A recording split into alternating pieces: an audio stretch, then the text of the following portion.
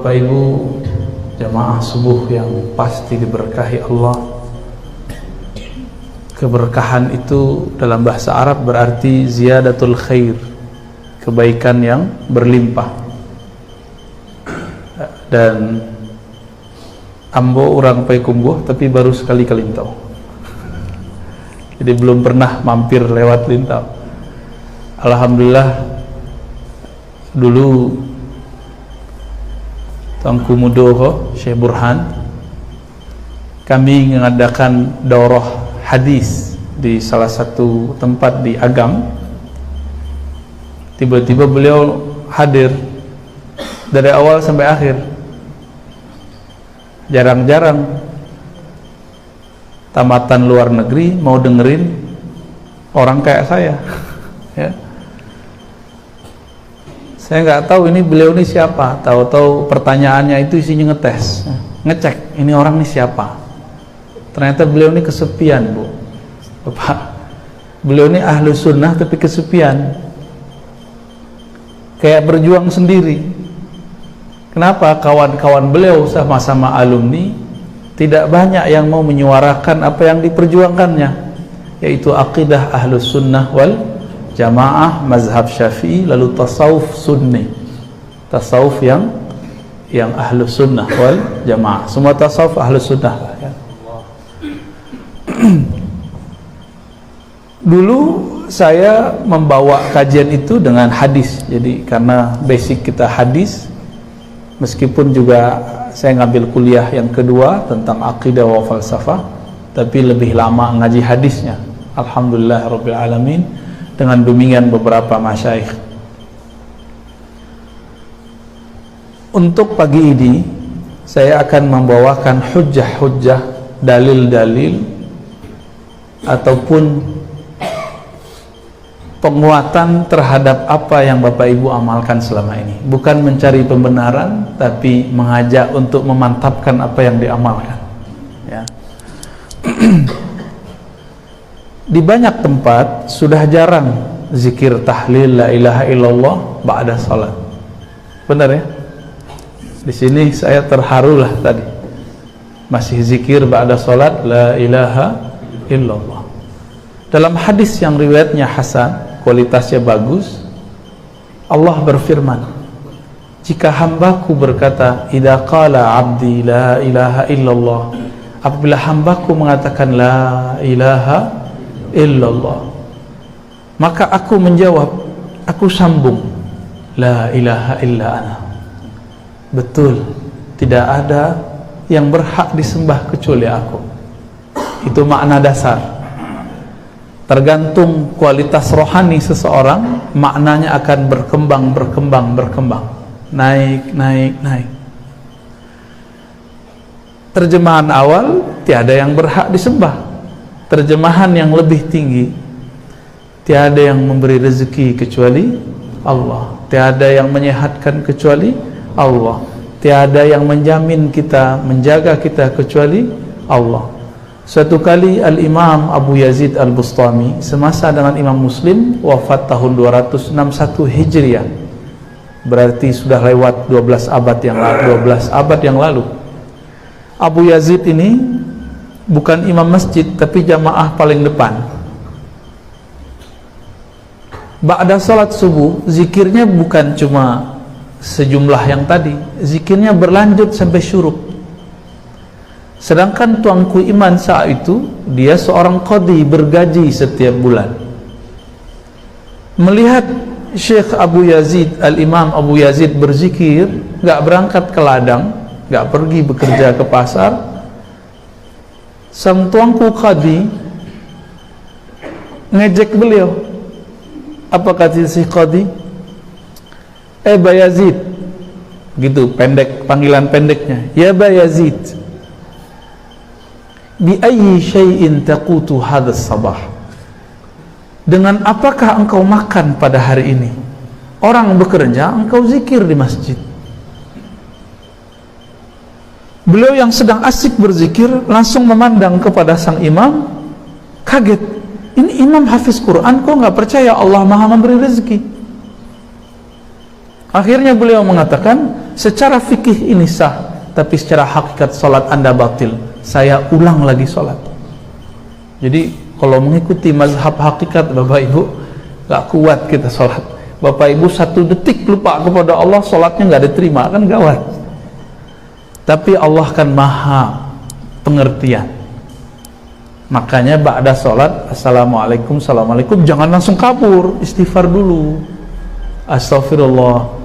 Habis sholat, dosa kita sudah diampuni, tapi ada satu dosa yang belum diampuni. Dosa dalam sujud, hati tidak sujud kepada Allah. Dalam baca Fatihah, hati tidak terbuka kepada Allah.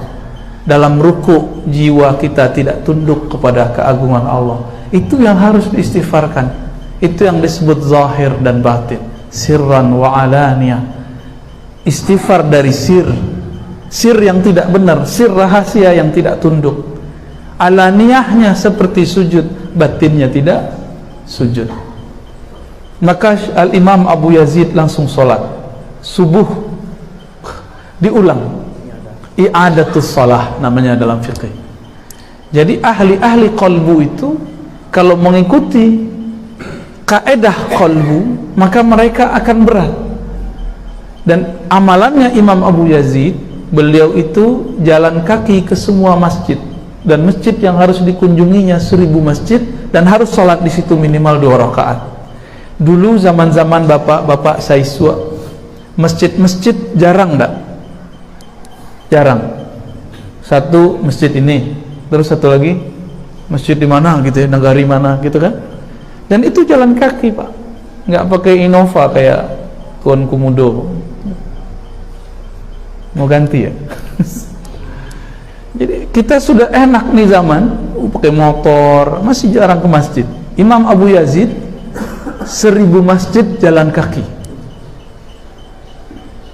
Amalan itu dipakai oleh kawan-kawan jamaah tabligh, namanya khurud, jalan kaki. Cuma sampai di suatu masjid diusir sama orangnya, dianggap jamaah apalagi nih ya, aliran baru lagi nih. Kasihan jamaah tabligh itu. Baik. Jadi setiap kali kita membaca la ilaha illallah, itu Allah menjawab. Tapi syaratnya satu. Dalam hadis Imam Bukhari dikatakan, man qala la ilaha illallah min qalbihi aw nafsihi. Dalam riwayat yang lain, man qala la ilaha illallah khalisan mukhlisan, sama artinya. Orang yang membaca la ilaha illallah itu beda dengan la ilaha illallah yang biasa. La ilaha illallahnya min qalbi, tumbuh dari kalbu. Kalau tidak min nafsi, dari jiwanya. Jiwa itu berkaitan dengan tubuh. Tubuh itu dikendalikan oleh otak. Otak sumbernya dari kalbu. Minimal otaknya dulu yang benar. Imam Ghazali dalam Ihya Ulumuddin, yang kitab itu sekarang oleh anak-anak yang belum mengerti siapa Imam Ghazali, dianggap kitab khurafat, kitab banyak hadis dhaif. Padahal dia belum pernah khatam Ihya Ulumuddin. Katanya tidak boleh taklid, tapi karena ada seorang ustadz, seorang imam, seorang syekh mengatakan ini kitab hadisnya banyak dhaif, banyak palsu. Dia belum pernah membuktikan, tapi sudah percaya. Dia melarang taklid, tapi dia sendiri taklid. Kami bisa buktikan hadis-hadis di dalam Ihya Ulumuddin itu tidak banyak yang bermasalah, karena jumlahnya sangat banyak. Di zaman itu Imam Ghazali hafal lebih dari 1000 riwayat, 5.000-an riwayat dari Nabi, 5.000-an riwayat dari selain Nabi. Buya tamat Al-Azhar, hafal 40 hadis? Ya nih. Kayaknya banyak lupa ya. Hadis 31 apa enggak? Azhari kok, LCMA bisa lupa. Imam Ghazali nggak perlu ke Al-Azhar, beliau langsung di Nizamiyah. Itu hafal 10.000-an riwayat, langsung nulis tanpa ngeliat kitab. Seandainya Imam Ghazali hidup hari ini, orang akan menyebut beliau ahli hadis. Sebab Ustadz Sunnah hari ini 40 hadis pun tidak hafal, masih lupa-lupa. Apalagi Sahih Bukhari. Imam Bukhari itu kitabnya Sahih Bukhari, ketika Imam Ghazali wafat, kitabnya itu ada di dadanya. Wal Bukhari fi sadri. Namun Imam Bukhari bukan pakar menilai hadis sahih atau tidak sahih. Cuma beliau menukil dari kitab-kitab hadis, dan beliau hafal yang beliau nukil. Maka kita harus berkaca. Al-mu'min mir'atu li akhihi, kan itu beberapa maknanya bisa dikembangkan di sini. Imam Ghazali ini nulis bab namanya At-Tawakkul, bab tauhid atau tawakal. Beliau memberikan penjelasan kepada kita tahapan-tahapan membaca la ilaha illallah. Jadi ada 4 tahapan orang baca la ilaha illallah. Nanti kita yang mana silahkan Bapak Ibu rasakan. Bismillahirrahmanirrahim. Beliau mengatakan yang pertama, la ilaha illallah munafiqin. Bacaan la ilaha illallah orang munafik. Ciri munafik yang pertama apa? Ayatul munafik salasa, idza haddatsa kadzaba. Hadis Bukhari Muslim. Ciri orang munafik yang pertama, dia berkata, berkalam, tapi bohong. Lain di mulut, lain di hati. Jadi kita cek aja Pak, gak usah tuduh orang. Saya saat baca la ilaha illallah, apakah seirama lisan ini dengan kolbu? Atau ketika baca la ilaha illallah, pikiran pun melayang? Atau yang lebih parah, orang baca la ilaha illallah, hati mendongkol, ya, hati kemudian kesel. Allah diteriak-teriakin, Allah lah ba'ariya-ariya, ya, itu bagi oke. Allah kok diteriakin gitu. Akhirnya orang baca Allah, dia kesel. Itu lebih munafik dari munafik itu. Gawat. Kalau nggak suka zikir keras, nggak usah komentar, cukup katakan saya suka zikir lembut, tapi nggak suka dengan zikir keras. Ya mirip-mirip dendeng batoko jo dendeng balado.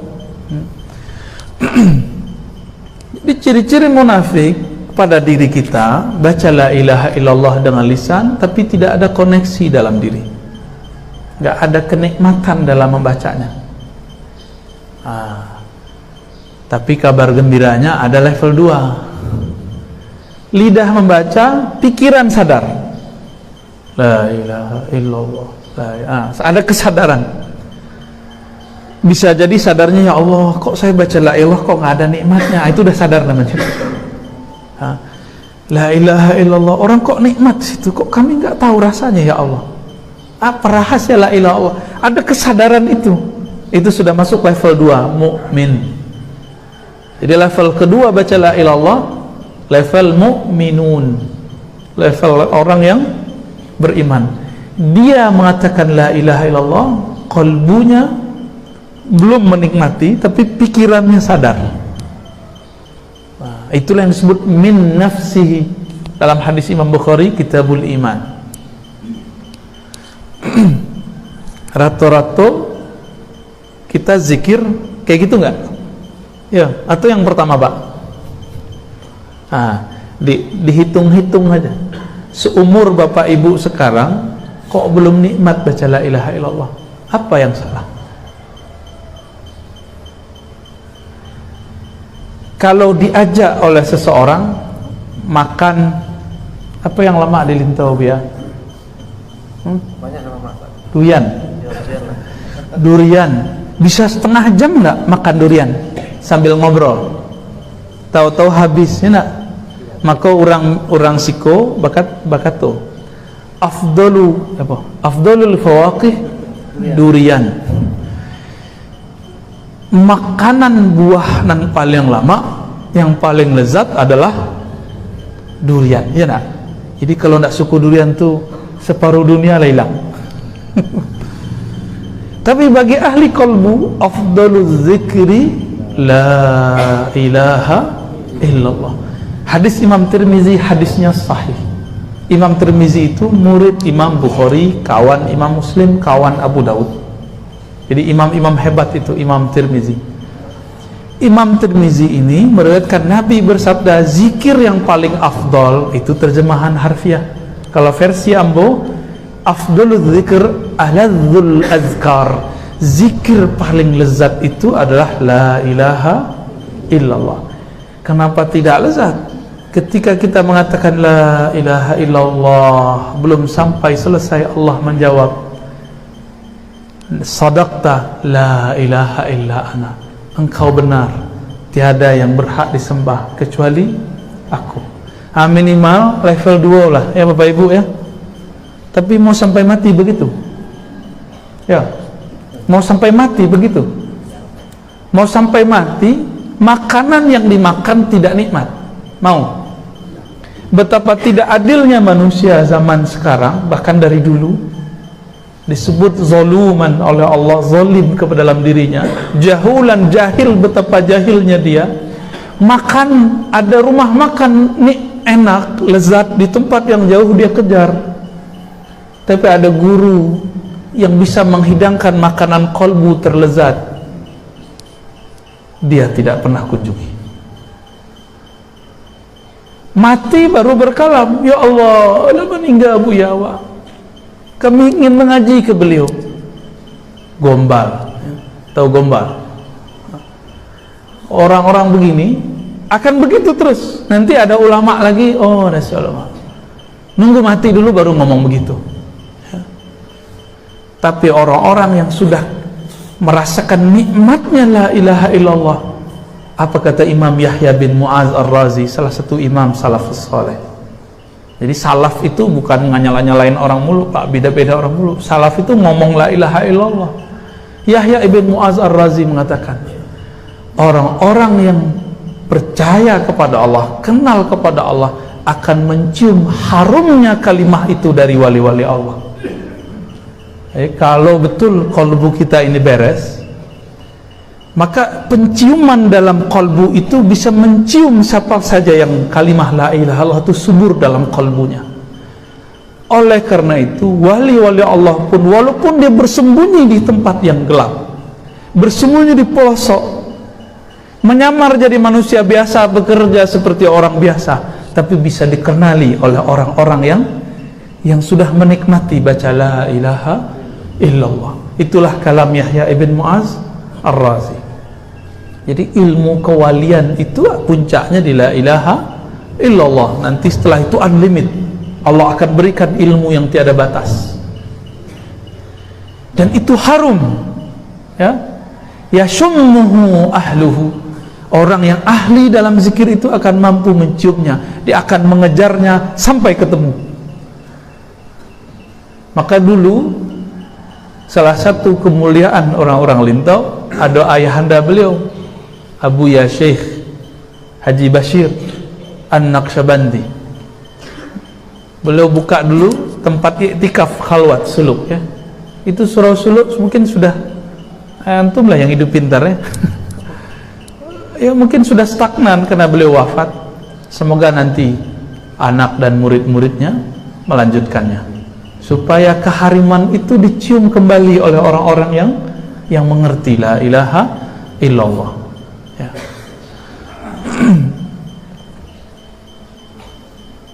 Kalau kalimah itu harum, kalimah itu nikmat, dikejar oleh penikmat kalimah, kira-kira seandainya kita itu mengenal rahasia kalimah la ilaha illallah itu, mungkin gak Bapak Ibu sekarang masih berzikir lain di lidah lain di hati? Mungkin gak?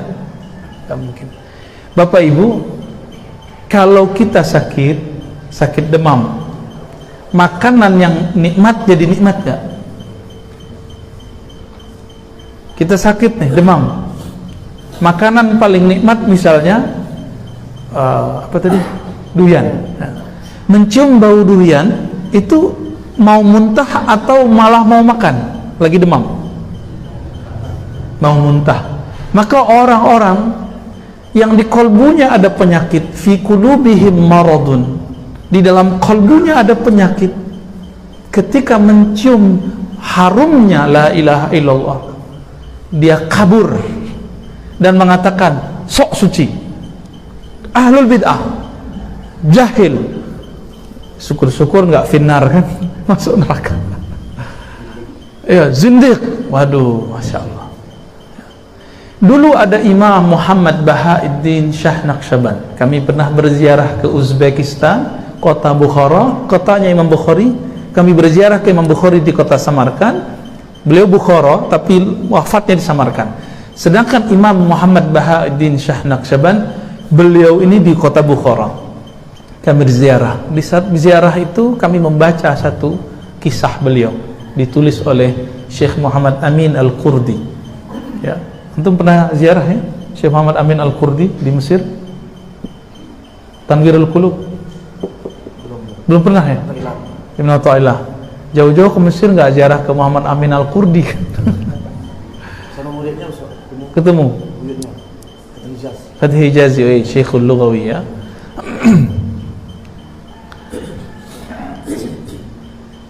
Beliau menceritakan di situ Imam Muhammad Bahauddin Shah Naqsyabandi disebut imamnya orang Naqsyabandi, orang Basdua. Beliau itu ketika hadir di surau zikirnya gurunya namanya Amir Kulal. Amir Kulal itu kalau zikir lebih keras dari tuanku imam tadi. Cuma la ilaha illallah gitu-gitu aja palingnya. Kalau Amir Kulal enggak la ilaha illallah, la ilaha, kayak merong perang, Pak. Karena saat itu sering terjadi perang mendadak. Maka murid-murid yang sudah masuk kalimah la ilallah dalam dirinya itu enggak ada rasa takut kepada apapun kecuali Allah Subhanahu wa taala. Tapi Imam Bukhari dia sedang menikmati satu ayat, wazkur rabbaka fi nafsik tadarruan wa khufyatan dunal jahri minal qaul. Gitu ayatnya, Bu ya. Sebutlah nama Rabbmu, nama Allah di dalam kalbumu. Siapa nama Allah? Ya Allah itu. Sebut dalam kalbumu, dalam jiwamu, dalam dirimu dengan penuh kerendahan hati dan khafi. Tidak lagi dijaharkan dengan lisan. Beliau sedang asik dengan ayat itu. Maka kalau dengar orang zikir la ilaha illallah keras-keras, beliau tidak ingkar, tapi beliau kemudian mencari tempat sendiri di luar masjid. Akhirnya murid-murid, asisten-asisten khalifah Mir Kulal mulai curiga kepada beliau.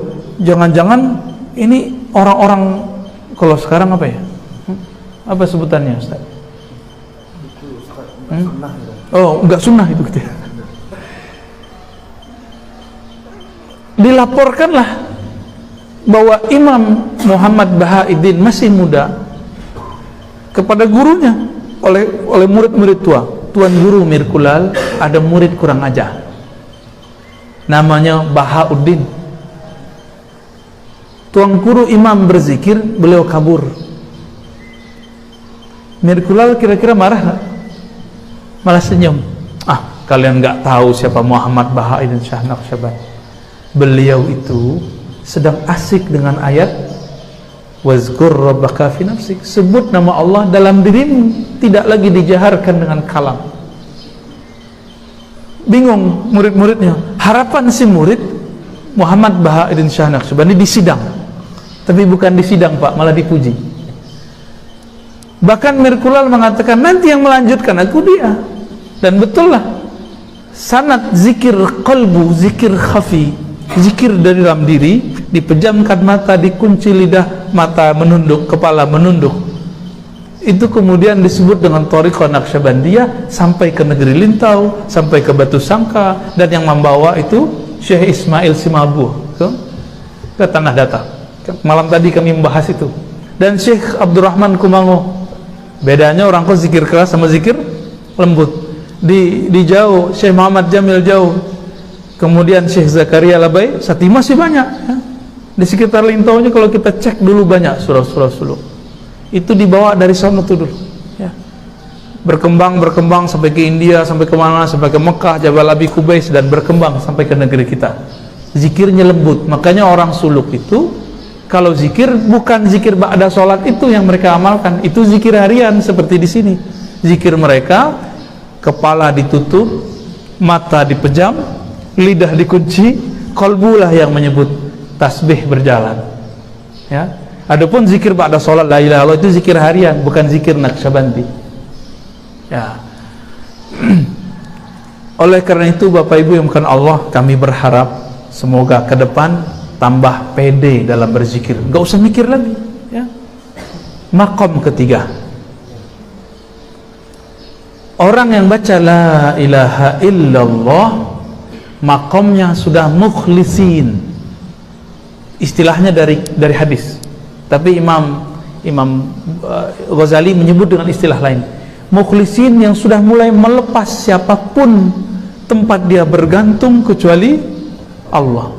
Orang yang berusaha melepaskan ketergantungannya ke makhluk, ke guru, ke kawan, ke orang tua, ke tempat bekerja, ke umat, dia hanya bergantung kepada Allah Subhanahu wa ta'ala.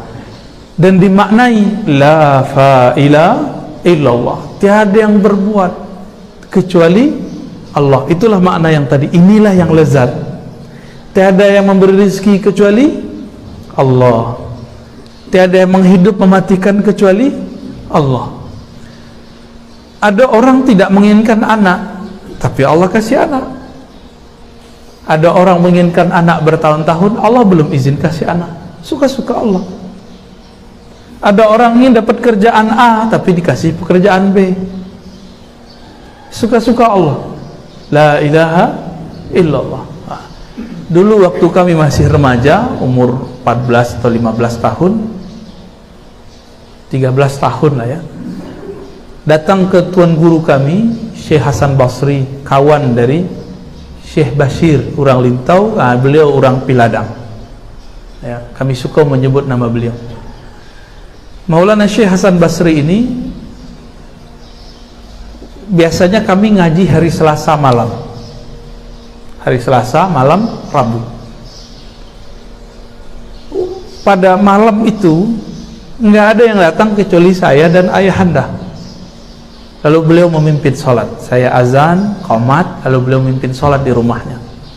Di saat berzikir la ilaha illallah, saya merasakan nikmatnya apa yang disebut Imam Ghazali itu. Padahal waktu itu belum membaca kitab Imam Ghazali, baru akan dibuka oleh tuan guru Syekh Hasan Basri Jalil.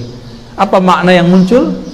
Tiada yang berbuat, bahkan tiada yang menggerakkan lisan ini membaca la ilaha illallah kecuali Allah. Bapak Ibu yang melakukan Allah, kadang-kadang kita merasa GR, merasa sok suci. Sudah sholat sekian tahun tidak pernah meninggalkan sholat jamaah, lalu merasa orang yang tidak sholat jamaah munafik. Kadang-kadang kita merasa kita ini belajar torikot ini, torikot itu, atau belajar manhaj ini, manhaj itu, dan merasa sudah paling baik. Ternyata merasa paling baik itu adalah syirik yang tersembunyi. Saat kita kemudian dipuji orang merasa senang, di saat itu kita sudah memakai salah satu pakaian Allah. Pakaian Allah itu adalah al-kibriya dan al-hamd. Maka Allah memukul rata, memangkas. Apa kata Allah? Alhamdulillahi rabbil, pujian itu hanya milikku. Jadi kalau ada orang muji, oh Tuhan rajin sekali sholat, oh ibu solehah sekali, oh Tuhan alim sekali, itu pujian pulangkan kepada Allah, dipulangkan kepada Allah. Jangan pandang kita yang dipuji. Kapan boleh kita menerima pujian? Kalau pujian itu dikembalikan kepada Allah Subhanahu wa ta'ala. Maka ketika membaca la ilaha illallah boleh memaknai itu. Tiada yang berhak dipuji, tiada yang alim, tiada yang memberikan kesolehan ini kecuali Allah. Satu kali ada seorang murid mengadu kepada Imam Ibn Athaillah Sekandari. Apa yang dia adukan? Wahai tuan guru Ibn Athaillah pengarang hikam, aku zikir tapi kok nggak nikmat. Tapi dia sadar, kok nggak nikmat ya Allah. Akhirnya Ibn Athaillah mengatakan, wahai muridku, la tatruki dzikra li adami hudurika. Jangan engkau tinggalkan zikir meskipun zikirnya belum nikmat. Apa sebab? Tiadalah orang berzikir kecuali Allah sedang meminjam lisannya dan memberikan karamah kepadanya.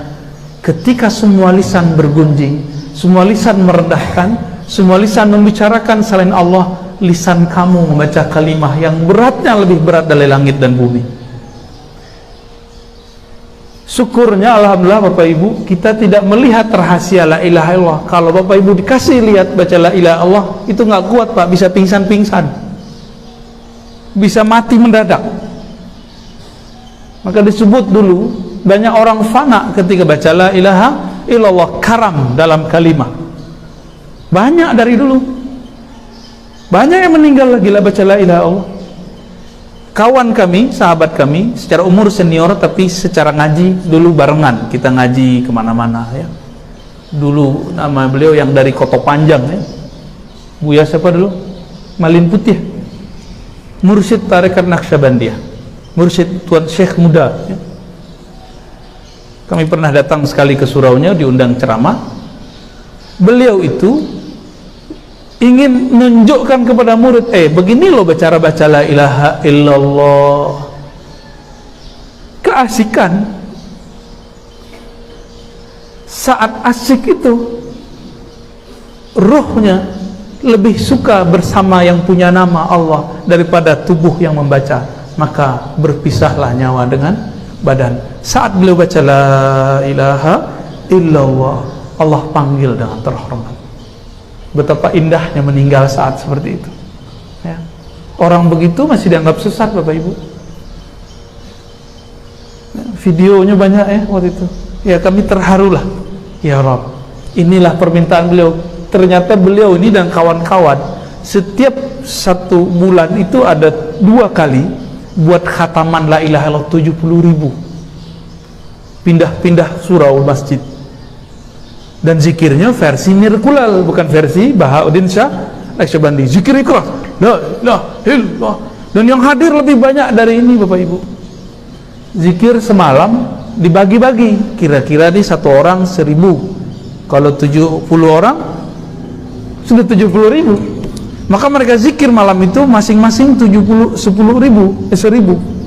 Jadinya 70.000. Karena beliau hobi dengan kalimah. Karena itulah zikir paling lezat. Beliau minta, ya Allah matikan kami dengan la ilaha illallah. Itu kan ada dalam rotib Pak, ada salat ya, rotib la ilaha illallah. La ilaha illallah ulqi biha rabbi, gitu ya, alqa biha rabbi. La ilaha illallah unsi biha qabli. Banyak itu ya, rotib tahlil. La ilaha illallah, dengan inilah aku menghadap Allah. Tuh terjadi Pak. Mau enggak wafat meninggal dengan la ilaha illallah? Mau? Maka baca itu pagi, sore, siang, malam. Sebab seseorang akan meninggal, mati, berpisah dengan badannya dengan kebiasaan yang dia punya. Kini tua-tua waktu punya Facebook, tua muda nonton YouTube. Kalau dulu di zaman kami masih remaja lah, ngaji je orang tua-tua, itu dipesani, jangan saingi guru, jauh guru godang. Guru godang tuh TV. Kini gurunya ketek, namanya YouTube, handphone. Sama tuh, di mana orang nonton handphone. Mau tidur, ketiduran nonton handphone. Syukur-syukur yang ditonton tentang la ilaha illallah. Kalau enggak, tahu-tahu pindah alam Pak, dijemput dalam tidurnya oleh malaikat maut. Bangun-bangun cari handphone, tahu-tahu masuk ke dalam alam barzakh. Kira-kira bangun-bangun. Jadi orang meninggal itu nggak sadar kalau dia mati. Dicari-carilah handphone, dicari-carilah orang rumah samping kiri kanan. Kiranya alam lah berubah. Datanglah seseorang bertanya, "Hei, man rabbuk? Siapa Tuhanmu?" Baru kaget, barunya sadar, berteriaklah saat itu. Teriakan itu didengar oleh semua makhluk illa tsaqalain. Hadis Bukhari Muslim. Teriakan itu didengar oleh semua makhluk, ayam, anjing, pohon, cicak, rumput, air, semua mendengar teriakan itu kecuali 2 makhluk yang sombong, manusia dan jin. Tak dengar. Jadi pertanyaan pertama dalam kubur bukan Bapak itu setiap tahun ya haji, enggak, setiap tahun umroh, enggak ditanya. Berapa kali khatam? Enggak. Haji silakan, umroh bagus, khataman bagus. Tapi nanti bukan itu pembukaan pertanyaan. Itu nanti kawan di kubur. Jadi kalau Bapak punya khataman, sholat, zikir, itu kawan dikubur. Tapi pertanyaan pertamanya bukan itu. Pertanyaan pertamanya pertanyaan keilmuan qalbu, ilmuwan rohani. Man rabbuk? Siapa yang engkau sembah? Siapa yang engkau yakini memberimu rezeki? Suami, istri, anak yang sudah sukses, tempat bekerja, negara, sawah? Enggak, ya. Siapa yang bergantung dulu kalbunya kepada selain Allah saat di dunia, ini akan kelimpungan menjawab. Jadi itu tidak bisa dihafalkan Bapak Ibu. Ini udah usah kursus bahasa Arab untuk menjawab malaikat tuh. Itu sudah bahasa ruhani. Sudah bahasa ruhani. Rohanilah yang menjawab. Karena malaikat itu makhluk rohani, maka yang menjawab rohani. Tubuh sudah mati. Kira-kira bisa menjawab Pak? Hah? Carilah guru mengaji kolbu. Oh, kecil orang zindik bid'ah, udah lupakan saja itu. Zarhum fi qaudihim yal'abun. Biarkan mereka bermain-main dengan kalimat-kalimat bid'ah itu. Bermain-main dengan kalimat menzindik-zindikkan. Biarin, kita nggak usah ada urusan dengan mereka. Kita nggak ada hajat untuk menolak mereka. Kita punya hajat untuk memantapkan kalimat itu di dalam diri kita. Maka Nabi SAW berkata dalam hadis Imam Ahmad, uzkurullah, berzikirlah kepada Allah, hatta yaqulul munafikun muraun, sampai orang munafik menilaimu ria. Hadis ini kalau versi saya hasan, tapi oleh mereka karena mereka tidak suka dengan zikir versi kita itu didoifkan. Begitulah mereka ya. Idza ajabahu sahhahu wa idza ankarahu dha'afahu. Kalau nyusuko jo hadisnya sahih-sahihkan, kalau nyerak suko jo hadisnya dhaif-dhaifkan. Itulah karakter orang itu. Bil hawa. Itu sudah disebut oleh Imam Ibnu Jauzi dalam Talbisu Iblis jauh-jauh hari sebelum imam-imam mereka muncul, Ibnu Taimiyah, Ibnu Qayyim muncul. Apa kata beliau? Ahli hadis, orang yang mengklaim dirinya pakar hadis pun terjebak dengan tipuan-tipuan hawa, mensahihkan hadis yang dia suka, mendhaifkan hadis yang dia tidak suka. Jadi bukan dengan keilmuan murni. Kira-kira itulah nan kampe nak boleh hambo jalen. Itu rahasia. Ya, itu ditahan dulu. Pak ya, alah tuh. Dah boleh dibuka. Ambil kaji dulu. Alhamdulillah Buya Burhan bin Bashir itu sudah dapat izin mengembangkan zikir. Ya, cumanya sok-sok nak mau kan. Jadi nanti silakan belajar ke beliau. Dibayang-bayang, balu kaji dibayang-bayang Pak. Bukan dibayang, Ustaz, digayang-gayang Ustaz. Ayengko. Yo. Lah kita tarik jenggotnya batang Pak. Musa jo Harun. Ya, fadhal. Ya. Bagaimana caranya Ustaz menghubungkan amal kita dengan hal kita? Menyambung Allah Ta'ala. Jadi kita beramal itu kita sama Allah, kita sama-sama Allah. Kadang kan kita beramal, tapi kelembutan sama Allah, ganteng sama Allah. Maka kasar kebencian yang ada. Kamu salam, kamu sapa, kamu senyum. Barangkali maksudnya bagaimana cara amal kita dengan rohani. Untuk menghubungkan amal zahir dengan rohani harus datang ke pakar rohani. Ingin pakar silat, datang ke ahli silat. Ingin sehat secara fisik, datang ke dokter fisik. Tidak bisa sekali ceramah dah Pak. Kecuali ambo Rasulullah sekali memandangnya cukup. Falah. Sekali saja memandang Rasul itu sudah mulia. Makanya sahabat Rasulullah itu tidak boleh dihujat satupun. Apa sebab? Mereka dimuliakan Allah karena memandang Rasulullah sallallahu alaihi wasallam. Abu Jahil itu memandang Muhammad bin Abdullah, bukan memandang Rasulullah. Kini kalau apa ibu memandang Burhan bin Bashir, dulunan mandi di kali. Mungkin dulu ikut pulau mencilo jambu nak rambutan. Tapi kalau Syekh Mudo Burhan bin Bashir LCMA, itulah balain orang itu. Ya, ambillah kaji kayaknya. Ya, tak usah ditolak-tolak lebih ya. Ya, nanti yang lain disambung nanti semua. Ya, kaji itu orang kalau tahu sanad silsilah ilmunya, nya akan bersaudara, nya akan saling kunjung mengunjungi, bukan saling tinggi meninggi. Tapi kalau tidak tahu silsilah, tidak tahu silsilah guru, orang akan merasa dirinya lebih hebat dari yang lain. Nah, nanti bakal tuan-tuan guru, para buya, para masyaikh, kalau ada murid datang silakan dibimbing. Dibimbing itu bukan berarti langsung ditalkin, tidak. Ya. Nah, itu jawabannya Pak. Untuk mengkoneksikan zahir dengan batin butuh bimbingan khusus, dalam bahasa Arabnya disebut talqin. Tapi oleh orang awam, talqin itu hanya orang mati atau sakaratul maut. Padahal talqin itu yang digayang-gayang itu kali Pak ya.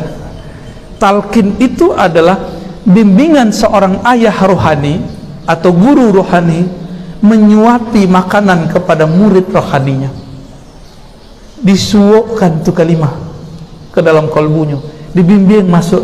Ada yang caranya keras, illallah, ada yang cara pelan-pelan, illallah. Tergantung karakter bapak ibu yang mana, yang lembut apa yang keras. Silakan cari gurunya. Dan beberapa guru punya dua menu, ada menu keras, ada menu lembut, tinggal dipilih ya.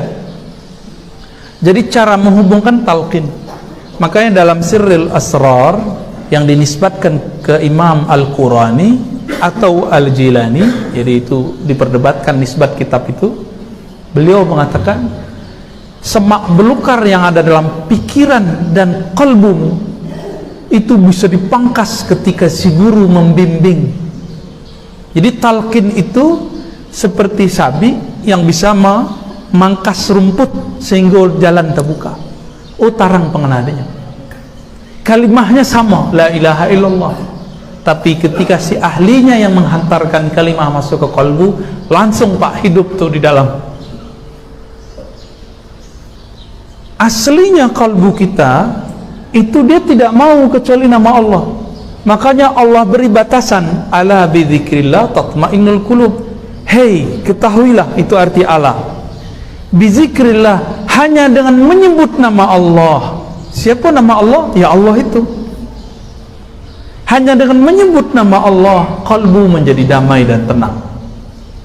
Maka dikasih pun ilmu tentang bid'ah sunnah 1000 kali, kalbu gak akan tenang. Dikasih hafalan, kalbu udah tenang, hafalan masuk ke memori otak bagian belakang, belum tembus ke kalbu. Makanya Nabi SAW mengatakan khawarij di akhir zaman, teroris di akhir zaman, mereka mungkin hafal Quran, bahkan Nabi mengatakan mereka ahli Quran. Jadi kita harus antisipasi Pak, jangan sampai tafsir Quran, hafalan santri Quran kita itu menjadi khawarij nanti. Hafal Quran tapi Qurannya tidak tembus ke kalbu. Jadi ketika Nabi mengatakan saya khuruj, akan keluar di akhir zaman sekelompok orang yang pernah membantah-bantah Nabi, dan mereka ahli Quran, ahli dalil, tapi iman mereka tidak pernah tembus ke kalbu. Jadi tolong Buya, tolong para masyayikh, Buya kan hafiz kok, punya sanad Quran, tolong dibina tahfiz Quran supaya tidak kemasukan terorisme ya, tidak kemasukan khawarij. Terima kasih Pak. Kita khawatir. Jadi Nabi sudah kasih gambaran nanti khawarij itu hafal Quran, maka kita wajib mengawal santri-santri hafal Quran. Jangan cuma hafalan, tilawah, isi Qurannya yang penting Pak, isi Qurannya. Jadi jangan usah bangga anak juara musabaqah, itu nggak ada apa-apanya, nggak dinilai di sisi Allah, dinilai di sisi manusia dapat juara. Makanya kawan kalau biasa dapat juara lalu nggak dapat juara kesel, tandanya dia nggak ikhlas, dan itu sampai juara internasional begitu. Ya, kami ketemu beberapa aktivis-aktivis musabakoh, ya mohon maaf Pak, aktivis musabakoh. Dia nggak juara Pak, nggak juara 1, dia juara sekian gitu. Yang juara 1 kawan beliau, yang juara 2 beliau, 3 kawan-kawan beliau. Apa katanya? Si anu yang juara 1 itu seharusnya bukan dia yang juara, harus saya yang juara. Dan itu kami ketemu udah banyak para musabakoh itu. Berarti suaranya indah tapi tidak seindah di dalam kalbunya. Mereka hanya sibuk melatih. Maka buya-buya, para ustadz wajib mengawal para ahli qari'ah. Dan kami mengimbau kepada qari'ah belajar zikirlah kepada ahlinya. Sehingga nanti membaca Quran itu niatnya mengamalkan sunnah Nabi. Seperti Abu Musa al-Ash'ari yang Nabi minta, yang Nabi curi-curi mendengarkan. Jadi Nabi itu suka jalan-jalan di ganggang rumah, ingin mendengar siapa yang qiyamul lail. Ternyata yang qiyamul lail saat itu Abu Musa al-Ash'ari, suaranya indah seperti suara Buya Burhan tadi ya. Nikmat, senapaknya ditambah 2 halaman pun tidak kakabur warna. Abu Musa al-Ash'ari besok pagi Nabi panggil, suaramu seperti seruling Nabi Daud. U'tita ya, mazamira Daud. Engkau diberikan, dianugerahi suara seruling Daud. Seruling Daud itu, jadi Nabi Daud kalau dulu baca Quran, kalau Nabi Daud dulu mazamir seruling kan, berarti Nabi Daud dulu main musik Pak. Batu ya, dalil boleh main musik dengan syarat. Mazamir kan kalimatnya apa? Kecuali itu diartikan secara majazi. Burung terbang itu langsung turun Pak, mau dengerin suara Nabi Daud. Angin sedang kencang berhenti, malaikat lewat pun langsung tertegun, binatang buas langsung jadi jinak. Nabi Daud kalau sedang melantunkan kalam-kalam ilahi dalam kitab Zaburnya, maka beliau bisa baca sesuatu itu berhari-hari tanpa makan, tanpa minum. Maka ada burung-burung yang tadinya keluar belum sempat sarapan, belum makan siang dan sore, burung itu mati sedang mendengarkan hari kesekian, hari ketiga, keempat, kelima. Jadi beliau itu bisa berhari-hari cuma dengan kalimah itu, membaca nama Allah. Nabi Daud. Kalau Nabi Daud yang berhenti siapa?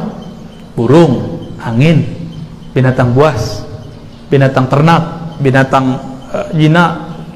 Tapi kalau Abu Musa al-Ash'ari baca Quran, yang berhenti siapa?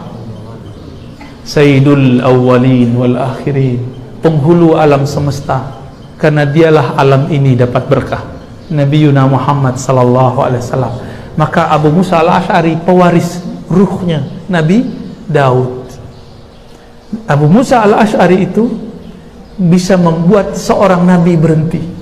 Itulah nabinya para nabi, rasulnya para rasul, pimpinan alam semesta, Sayyidul awwalin, Sayyidul alamin. Akhir-akhir semoga para qari'ah di negeri kita mendapatkan nur warisan Abu Musa al-Ash'ari, Nabi Daud alaihi salatu wassalam.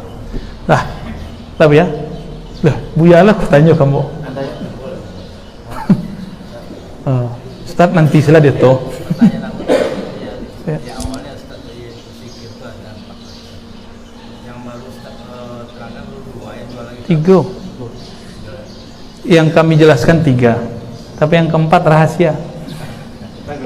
Ya. Adik Bapak yang kemarin malam. Oh, alhamdulillah. Buya Ramli. Buya Damanhuri. Ya. Jadi malam tadi kami ketemu abang beliau, Buya Damanhuri, lalu mengambil sanad ijazah kitab-kitab Ahlu Sunnah. Buya Damanhuri dari Bakri Ramli ya? Ramli Bakar, dari Syekh Jamil Jauh, dari Syekh Ahmad Khatib Minangkabawi, ulama Mekah tapi orang awak. Kami diijazahkan malam tadi. Alhamdulillah Rabbil Alamin ya. Syekh Jamil Jauh, jauh, tahu jauh kan? Ya. Padang Panjang. Kalau Iko Padang Pendek. Jadi sudah disebut Pak. Kalau yang kampe itu anugerah Pak. Pemberian. Tak boleh kita jelaskan di kalangan awam. Nanti salah adab Abu. Ya, Abu Yalan. Ada hari ini kita di dikagetkan juga oleh Ustaz ini. Semacam pengajian, dan itu setelah disorot oleh MUI bahwa ada seseorang itu pada intinya menyimpulkan makan daging haram kalau memang betul menginginkan dengan Allah Subhanahu Wa Taala, ya, sehingga pemahaman masyarakat dengan pengajian-pengajian seperti ini rata. Maksudnya makan daging haram kan? Ya, sudah ada yang gitu, ada pengajian di sini, itu sudah disorot oleh MUI provinsi. Dan itu tempatnya ada satu di Lintau. Sampai pada majelis zikir itu telah mengharamkan apa yang dihalalkan oleh Allah Taala. Karena dia melarang makan daging. Padahal sebenarnya bukan seluruh majelis zikir yang berpendirian dan pemahaman seperti itu. Iya, iya. Ya. Bagaimana kita mengkonter dan mohon Buya menjelaskan tentang pemahaman seperti ini, apakah bisa dipukul rata seluruh untuk majelis zikir yang ada? Iya, iya. Pertama, MUI itu, kamu lihat ketua MUI Lintau kan? Ketua MUI dengan ketua UI bisa jadi salah, beda paham. Mungkin ketua kecamatan juga ketua provinsi salah beda paham. Yang pasti ketua MUI, ulama MUI bukanlah ulama yang maksum hanya Rasulullah, maksum yang tidak bersalah, ya. Bisa jadi fatwanya nanti juga salah, bisa jadi benar. Ada satu aliran ahli zikir mengharamkan atau melarang, itu beda. Dia memang sudah bilang haram ya. Mengharamkan konsumsi daging. Kesalahannya itu dia bilang yang halal yang haram gitu. Kalau ahli zikir mengharamkan daging, berarti dia tidak tahu apa yang disebut zikir. Karena zikir itu salah satu nama dari Al-Quran. Di dalam Al-Quran dihalalkan daging atau bukan? Dengan syarat disembelih. Ingat, kalau ikan perlu disembelih nggak? Enggak. Jadi kalau ada orang menghalalkan yang haram dan dia sadar, itu kafir. Kalau dia tahu, barangkali kelompok zikir yang tersebut salah terima atau salah ibarat dari gurunya. Kalau sedang latihan zikir, sebaiknya tidak makan daging. Itu ada penjelasannya Pak, ditulis oleh imam di Mekah, salah namanya Sulaiman Zuhdi. Sulaiman bin Hasan Zuhdi, beliau guru di Jabal Abi Qubais depan Masjidil Haram, menulis kitab Rasail, dikirim ke ulama di meninjau, dikirim kalam itu ke Syekh Muhammad Jamil Situjuh Barulah, ya. Itu beliau menyebutkan kalau orang latihan zikir dalam keadaan berkhalwat iktikaf karena tidak bekerja hari-hari, tidak nyangkuanya dong, sehingga tidak berkeringnya, sebaiknya mengurangi makan yang bernyawa, bukan diharamkan. Makanya ambo membawa jamaah dari Jakarta dulu iktikaf, tidak disebut suluk. Kalau iktikaf boleh makan daging. Kini ada seorang dokter mengatakan, oh apa kolesterol, apa ndak boleh makan gazebo? Tidak boleh, hukum ndak tuh? Tidak boleh di kalam dokter itu menentang kalam Allah ndak? Bertanya. Karena kita kurang adil. Giliran ahli zikir dipersoalkan, giliran dokter tidak dipersoalkan. Tukang diet, ahli gizi, kalau melarang tidak dianggap menentang Allah dan Rasul. Giliran ada satu majelis zikir mengurangi makan daging, dianggap kemudian mengharamkan daging. Nah, kira-kira Pak, kalau ada dokter melarang apa? Kolesterol kok tidak boleh makan gazebo kan? Gazebo isi parui. Itu si dokter mengharamkan yang halal nggak? Iya Pak, tapi itu Pak, menghalalkan yang haram, mengharamkan yang halal itu kafir. Kira-kira dokter maksudnya apa? Itu yang disebut halalan thayyiban. Tidak boleh dalam bab thayyib. Apa arti thayyib? Baik. Secara kesehatan Bapak tidak dibolehkan makan daging. Kok dokter boleh buat kurikulum begitu? Kenapa ahli zikir nggak boleh ngomong begitu? Kalau sedang latihan zikir, kurangi makan. Cuma Buya yang anti masalah begitu, nyo salero nyo kadang nyo suka makan daging. Awak ndak bisa zikir studio, nyo diharamkan nyo daging, awak suka daging. Kalau masalahnya gadang salero, keceng selawa gadang salero. Nanti diizinkan sama guru tuh. Diizinkan sama guru. Kami suluk dulu, kami ikut suluk. Itu paling asik, Pak. Pengen makan daging diizinkan guru. Taraga awak daging Buya, makan daging. Taraga teh talua Buya, buat teh talua. Tapi sudah makan daging, mulai zikir badan nangis. Yang kok. Butuh ruqyah nak. Kok zikir ruqyah nak perlu. Orang yang meruqyah yang perlu diruqyah nanti. Akhirnya harus mandi kawan. Mandi, bayangkan air di negeri awak jam 5 sore sudah dingin ya nak. Itu jam 7 maghrib menggigil Pak. Tapi bisa meredam panasnya daging. Akhirnya mandi. Jadi guru tidak melarang. Jadi larangan ahli zikir itu bukan larangan tahrim, pengharaman. Itu cuma anjuran. Tidak toyib, tidak elok kalau lagi zikir banyak, kemudian banyak makan daging.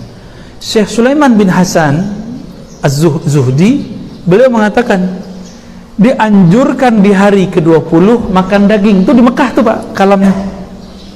Bukan orang lintau tuh namanya. Ya. Di Mekah. Jadi beliau berkalam begitu. Diambillah kalam itu dari Imam Maulana Khalid, maka disebutlah Naqsyabandiyah Khalidiyah. Apa sebab enggak disebutkan di kitab? Beberapa tahun yang lalu kami ketemu seorang dokter di Unan, Dokter Ed namanya, orang muka, ya, dokter tapi seorang torikot. Beliau dan kawan-kawannya dokter menyampaikan kepada kami, dapat ilmu baru lah kami saat itu. Apa kata mereka? Menurut penelitian kami Buya, ini orang tua Buya, awak Buya tapi dokter.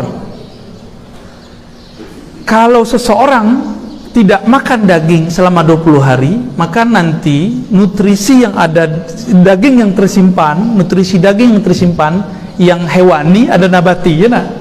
Yang hewani itu habis, maka nanti yang nabatinya akan menguras si hewani. Nah, nabatinya nanti ikut hancur, bisa merusak struktur di badan. Itu versi dokter-dokter. Dulu Maulana Khalid bukan dokter, Syekh Sulaiman Zuhdi bukan dokter, Abdullah Afandi bukan dokter, tapi kok mengerti? Itulah ilham. Jadi ilham itu turun, diteliti oleh kedokteran samu. Jadi dokter itu dari bawah, sedangkan para aulia dari Allah. Ilmu samu, maka ilmu dasarnya samu kalau dipertemukan secara baik. Adapun kalau ada kelompok yang mengharamkan, kita husnuzon dulu, barangkali nyo salah tarimu dari gurunya, itu bisa dikonfirmasi. Jangan MUI jangan main langsung fatwa. MUI itu pendekatannya bukan langsung nyala-nyalain. MUI bukan tukang salah. MUI itu mengawal umat. Jadi kalau ada kejadian begitu, ajak komunikasi dulu. Nggak usah langsung fatwa Pak. Maka MUI pusat tuh jarang ngeluarin fatwa dulu. Jarang. Ini langsung fatwa aja. Ya. Nanti tanggung jawab di sisi Allah. Jangan-jangan difatwakan nggak ngerti. Ya. Akhirnya fatwa di negara Minang lumayan lucu-lucu. Agak lucu-lucu negara awak kok kini fatwa. Ya, tapi kami nggak usah cerita lah ya. Urusan antum lah orang MUI. Ya. MUI itu seperti kritik kepada KPK mirip-mirip. KPK itu jangan bahagia kalau bisa OTT, nangkap orang, tangkap tangan. Tapi KPK itu harus bahagia kalau bisa mengurangi korupsi. Maka MUI itu harusnya bahagia bukan ngeluarin fatwa, tapi bisa bimbing umat. Nah, yang tadi itu dikunjungi, diajak ngobrol. Setelah dikunjungi, dipanggil. Jangan main langsung panggil-panggil. Orang itu kan, kamu siapa? Kamu MUI. Ya saya nggak ngakuin Anda sebagai MUI. Kan bisa begitu. Datangin Pak, disapa. Kalau kita ini jadi orang tua umat, datangi anak-anak. Umat tuh datangi. Jangan sombong. Belusukan lah. Jangan cuma politik aja yang belusukan. Ya. Silaturahmi Pak, silaturahmi. Nabi kan suka belusukan. Ya. Ya. Apanya Buya, Pak? Mertua. Dari kajian judul apa? Ya. Jadi tadi ada empat pakai. Ya. Yang disampaikan tadi ada 3. Iya. Yang satu rahasia. Kalau rahasia itu dari Allah datangnya. Iya. Dari pembicaraan itu kami minta disimpulkan Buya yang 3 tadi supaya bisa kami berkembang. Oke. Jadi alhamdulillah. Jadi kesimpulan kaji kita ada pada hadis innal iman bid'u wa sittuna syu'bah atau bid'u wa sab'una syu'bah. Hadis Bukhari Muslim. Nabi berkalam bersabda, sesungguhnya iman itu lebih dari 70 atau 60-an cabang. Dan cabang yang paling inti, paling tinggi, a'laha qaulu la ilaha illallah. Cabang yang paling tinggi, paling kuat, paling pokok adalah la ilaha illallah. Cabang lain boleh dipangkas, tapi cabang yang itu tidak boleh dipangkas. Maka siapapun di dunia ini, di bumi ini, yang hari-harinya dengan kalimah la ilaha illallah, dialah orang paling mulia. Kok kita tu dipandang di Allah, lah ada kalimah tu di kalbu. Lah ada di kalbu kita kalimah itu. Kalau ada, itulah yang ditimbang nanti. Walaupun kita bawa dosa sebanyak buih di lautan, sebanyak pasir, sebanyak air di muka bumi, sebanyak semua apapun, hatta anan sama sampai kemudian menggunung ke langit. Tapi kalau di kalbu ada kalimah itu, Allah akan meridhai insyaallah, dan dosa-dosa kita diampuni. Dosa kita ya banyak, dosa banyak, dosa bapak ibu pasti ada. Nah, karena kita bukan nabi, pasti bisa salah, pasti bisa salah. Kalau bukan nabi, pasti salah satu fitrahnya adalah berbuat salah dan dosa. Yang bisa menetralkan itu cuma la ilaha illallah. Maka la ilaha illallah yang disebut di situ adalah la ilaha illallah, bukan la ilaha illallah munafik, lain di lidah, lain di hati. Lidah membaca, pikiran jalan-jalan, nah itu bukan munafik. Yang kedua, minimal lidah membaca, pikiran memaknai. Mulai galau, ya Allah, kok diriku belum merasakan nikmat kalimah ini. Naik ketiga, bersambung lidah pikiran dengan kalbu. Itulah zikirnya, awal dari zikir para aulia-aulia Allah. Itu berawal tuh Pak. Kisah-kisah sahabat-sahabat Nabi, wali Allah, itu dimulai dari la ilaha illallah versi yang nomor 3. Karena semua sahabat Nabi adalah wali Allah. Mereka tertancap kalimah itu di kalbunya. Semoga dengan berkah kajian ini, dengan keberkah hadir kita pagi ini, kalimah itu tertancap di kalbu kita. Amin ya rabbal alamin. Ya. Ya. Boleh ya. Atuh. Sebelum ditutup. Ya. Jadi ada 3. Yang terakhir saya simak, hendak dibaca dengan lidah, karena mungkin ada ayat kita tak bisa baca. Kemudian diresapi, kemudian mungkin dipandang, dirasakan aja gimana dia, di mana di Allah. Boleh. Kalau dibaca la ilaha illallah mungkin terlalu panjang, gimana? Kalau la ilah terlalu panjang, terus yang lain kok nggak panjang Pak? Tidak sempat baca gitu, dirasakan aja, dipandang aja. Sibuk mana Pak tuh? Sibuk mana Pak tuh? Politik bisa dikerjai, kerja harian bisa dikerjai. Kok la ilaha illallah sibuk mana waktu Pak? Ya. Tapi mungkin maksudnya modaliko. La ilaha illallah di lisan, kadang-kadang tidak sempat baca la ilaha illallah, tapi di hati makna itu tumbuh, itu barangkali ya. Itu yang disebut hadis Bukhari tadi, min qalbihi. Dimulai di kolbunya saja yang bermain. Hakikatnya yang berzikir kan kolbu Pak. Lidah itu terjemahan kolbu, bukan kolbu ikut lisan. Atalkin itu memindahkan lisan itu dari lisan zahir masuk ke zikir kolbu. Kalau itu boleh dipakai Pak, perancak. Ya. Tapi kalau ada musuh bojo seorang nenek-nenek, awak ke keluar, ke nenek itu, Ustaz, tolong ajarkan saya zikir, saya sibuk. Ibu zikirnya umurnya berapaan Bu? 72. Ibu karyawati, pramugari. Enggak. Terus ibu nggak sibuk ngapain? Iya, sibuk apa nih? Jadi bingung lihat si ibu, tapi aktif, emang aktif juga gerak. Nah, kita kasih ke la ilaha illallah itu, Pak. Jadi ibu nggak sibuk, ibu sok sibuk sambil canda. Ya. Karena ibunya nggak baperan, nggak suka, nggak gampang tersinggung, jadi kami candai. Karena ibu ini sok sibuk, saya kasih yang lebih menyibukkan, Bu. La ilaha illallah, 100 pagi 100 sore, ya. Banyak banget tuh statusnya. 100 kok banyak. 100 la ilaha illallah cuma 1-2 detik kok, Pak, atau 3 detik paling. Kalau 100 berarti 300 detik. Bagi 60, 5 menit. 5 menit lah mau. Iklan saya 5 menit, Pak. Ya. Maka mohon maaf, kita tuh sok sibuk, maka Allah nanti jual mahal. Kalian sok sibuk. Penutup dari Ambo. Bertanyalah seseorang kepada Rasulullah. Ya, ada satu riwayatnya, tapi kemudian yang sahih kok dari ulama, tapi riwayatnya ada. Wahai Rasulullah, bagaimanakah aku di sisi Allah? Maka dijawab, Allah, engkau di sisi Allah adalah seberapa mulia Allah dalam dirimu. Seberapa sering engkau menyebut nama Allah, sesering itulah Allah menyebut nama engkau. Jadi bila Allah menyebut nama awak di arasnya, di langitnya, kalau nama kita disebut di aras wali besar, disebut di langit wali biasa.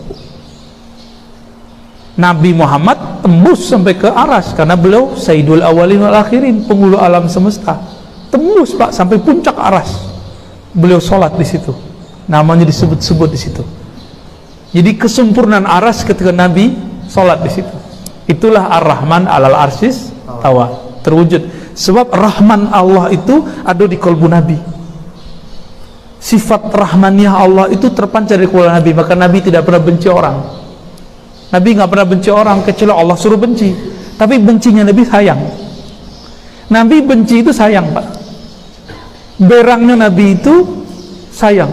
Kalau kita elok seberang. Maka kajian-kajian kita banyak berang sesi kan.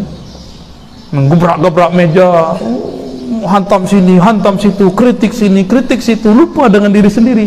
Silakan, Pak, kasih nasihat ke orang, marah-marah suara tinggi, tapi jangan lupa diri sendiri, ya. Mari besarkan Allah di kalbu, maka Allah akan besarkan nama kita di sisinya. Sebut Allah dalam diam, Allah akan sebut dalam diamnya. Sebut Allah dalam jahar, dalam keramaian, Allah akan sebut kita dalam keramaian malaikat-malaikatnya, wali-walinya. Amin ya rabbal alamin. Dengan ini mari kita tutup kajian dengan baca surah Al-Fatihah. Semoga yang hadir ini diberi syafaat oleh Allah, syafaat oleh Rasulullah di akhirat kelak, mati husnul khatimah, hidup dalam kalimah thayyibah la ilaha illallah. Al-Fatihah. A'udzubillahi minasy Bismillahirrahmanirrahim. Iyyaka na'budu wa iyyaka nasta'in. Ihdinas siratal mustaqim. Amin ya rabbal alamin. Alhamdulillah rabbil alamin. Subhanakallahumma wa bihamdika asyhadu an la ilaha illa anta astaghfiruka wa atubu ilaik. Mohon maaf. Assalamualaikum warahmatullahi wabarakatuh.